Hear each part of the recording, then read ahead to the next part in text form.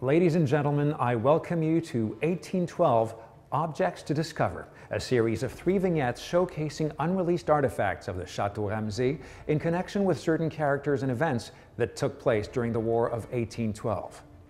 This capsule, entitled 1812, Charles-Michel d'Irumberry de Salaberry and the Canadian Approach, will allow you to learn more about the one who became the hero of Châteauguay and his noble family. You'll also meet the Duke of Kent and some artists such as painter and miniaturist Anson Dickinson and the Danish Baron Helmut von der Kinghumfeld. Please join me on this very informative journey through history.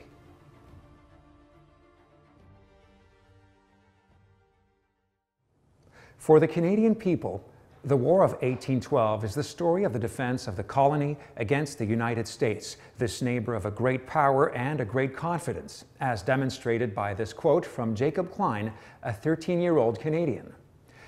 The American morale was very high, and when I said I was Canadian, one of the officers laughed and said, "You'll soon be governed by the U.S. government, my boy." I was quite rebellious, like most boys my age, and I told him, "I'm not sure about that." The War of 1812 is thus at a turning point in the history of our country, a defense that allowed the British North America to become an independent country. But we cannot address the heroic figures of 1812 without a look at Charles-Michel d'Irumberry de Salaberry, hero of Châteauguay, and his noble family.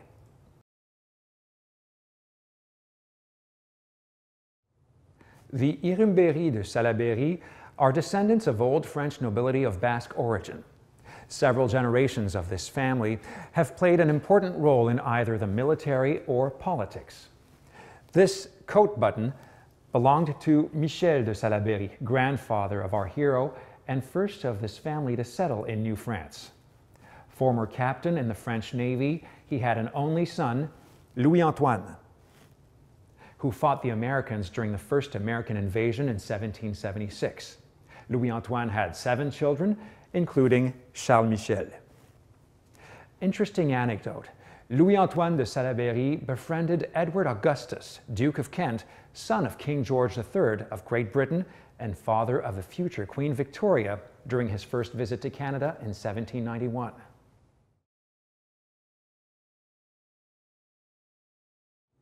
From royal blood, the Duke of Kent, depicted in this painting, will be introduced to the high bourgeois society of Quebec and Beauport. He enjoyed the warm welcome he received so much that he purchased a summer house in Sorel. This 2-story stone house, now called the Governor's House, is on the Richelieu River on the Chemin des Patriotes. Before leaving the country, the Duke promised Louis-Antoine de Salaberry that he would watch over the destiny of his 4 sons in England. The Duke of Kent enrolled them in good schools and gave them their first uniforms, military positions, and titles. Here is a regulatory red jacket that belonged to Charles-Michel de Salaberry. He most likely received it from the Duke of Kent when he was in command of an infantry company in the 1st Battalion of the 60th Royal American Regiment of Foot. It's decorated with an attractive gold braid around the neck and the cuffs. Also worn by Charles-Michel d'Irumberry de Salaberry is one of the last vestiges of medieval armor, the officer's gorget, throat ornament made of metal and brass. The middle bears an R, probably for royal, with the crown of England and the inscription Milice Canadienne. Château Ramsay also has a gorget that belonged to Charles-Michel's father, Louis-Antoine.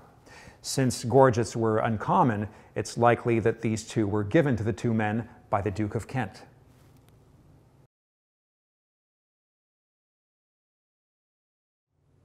Born in Beauport on November 17, 1778, Charles-Michel d'Irumberry de Salaberry enlisted as a volunteer in the British infantry at the age of 14.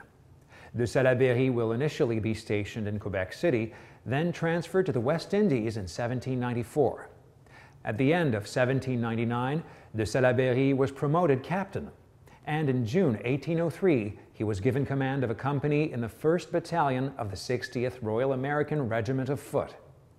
In early 1806, Thanks to the Duke of Kent's influence, de Salaberry is transferred to the 5th Battalion of the 60th Royal American Regiment of Foot, led by Francis de Rottenberg, a pioneer in light infantry and rifle tactics. In June 1810, Rottenberg was posted in Lower Canada, and de Salaberry followed as an aide-de-camp. In July 1811, de Salaberry obtained his commission as major, and in 1812, he proposed the formation of a provincial corps, the Canadian Voltigeurs. On October 26, 1813, he will become famous when he repelled a force of more than 5,000 Americans in Châteauguay. This painting, done in 1897 by artist Donald Guthrie McNabb, shows Charles Michel de Salaberry wearing the uniform of an officer of the Canadian Voltigeurs. The round medal on his chest is the field officer's gold medal, a very rare decoration at the time.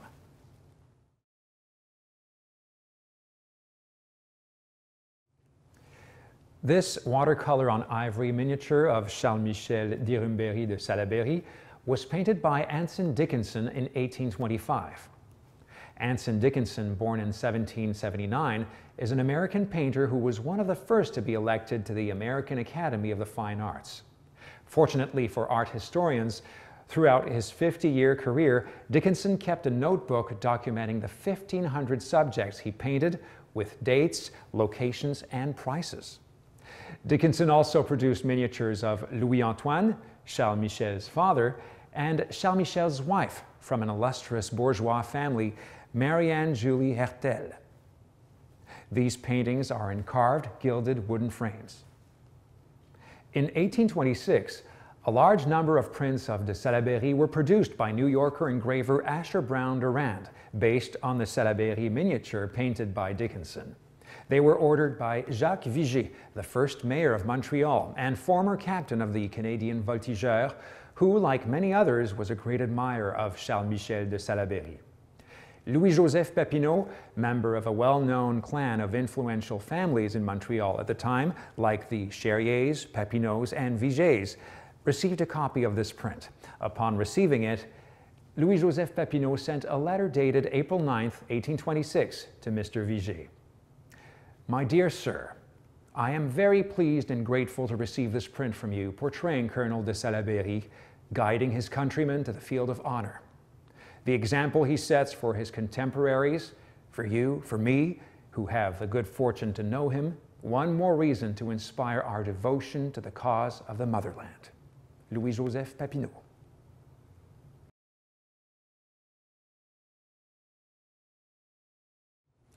Here is a bicorn cocked hat made of beaver, silk, leather, cotton, gold wire, metal, and paperboard that belonged to Charles Michel de Salaberry, as we can see in this picture.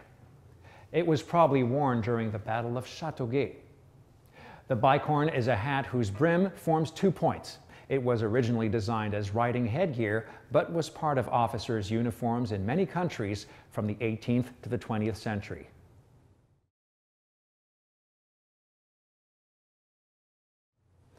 This painting depicts the Battle of Châteauguay, painted by artist Evino Helmut von der Kink-Homfeld. Born in 1835, Baron Homfeld was a well-known Danish artist and lived until 1912. His oil paintings are considered extremely rare since most are found in private collections. In this painting, you can see soldiers led by Charles Michel de Salaberry on their way to face the American troops. The Battle of Châteauguay took place on October 26, 1813, and is considered one of the great feats of arms in Canadian history.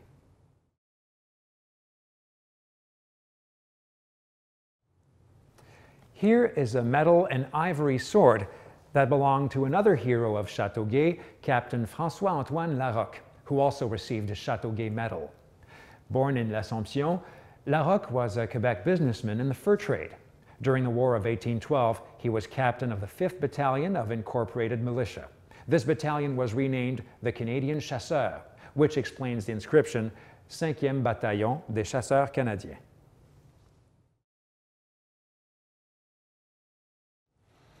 In conclusion, more than 10,000 French Canadians fought actively to resist the American invasion and keep their land.